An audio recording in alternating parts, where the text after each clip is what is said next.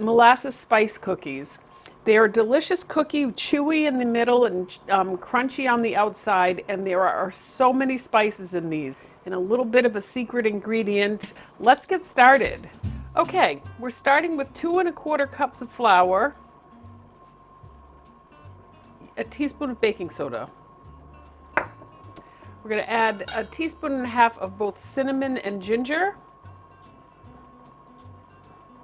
Add 1/2 teaspoon of cloves, 1/4 teaspoon of allspice, and my favorite ingredient in this entire cookie recipe is 1/4 teaspoon of pepper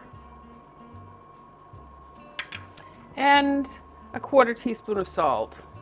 And so now we're going to just whisk this together, and I just can't tell you how much additional flavor and bite on these cookies is a result of that pepper. It's amazing. It's like a little secret ingredient.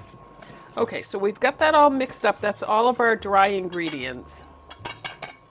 And so the next thing we're going to do is we're going to add the butter.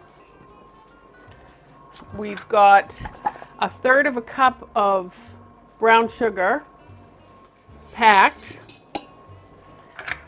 We've got 1/2 cup of sugar. And I'm just going to mix this.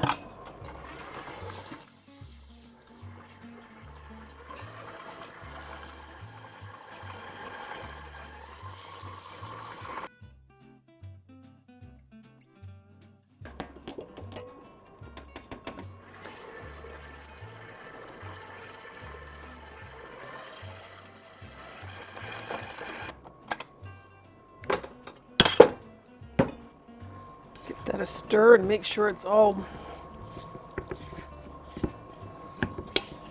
coming together properly.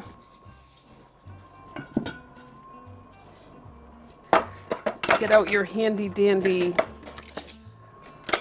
ice cream scoop. I have several different sizes, but this I'm going to see how these, and then roll that around.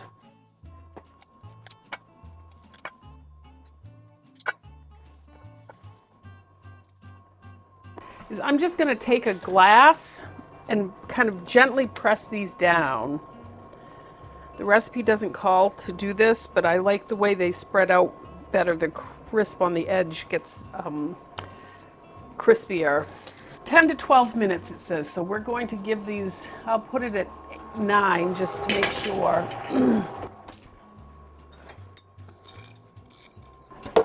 Okay, so these look better. The color is a little bit darker, and what I was seeing, these lines here looked a little doughy, and when I poke them, I want them to bounce just a little bit, but these look perfect now. It's been about a little less than a minute.